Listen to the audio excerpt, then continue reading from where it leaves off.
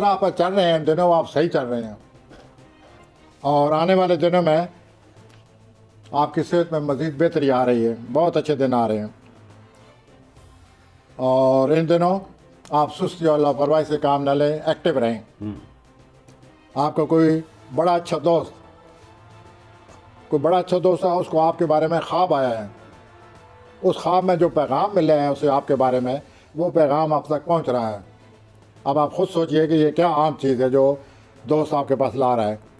तो उसकी बात गौर से सुनिए और जो उसने ख्वाब में आपके बारे में सुना है, उसे पता चला है, उसकी बातों पर गौर फरमाइए। इससे आपको बहुत ज़्यादा अपने बारे में पता चल जाएगा और मोहब्बत के मामलात में बहुत ही खूबसूरत तजर्बा होने वाला है। मतलब तजुर्बा होने वाला है, आप इसका क्या मतलब है? ये चीज शुरू होगी अचानक। वेरी हैप्पी अपॉर्चुनिटी या happy situation is going to arise in romantic matter. बहुत खुश होंगे ये रोमानवी तौर पर।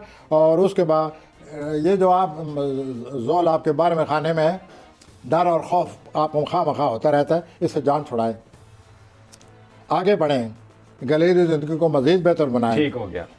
और खुश रहें और एतवार को सुकून हासिल करें। ठीक हो गया।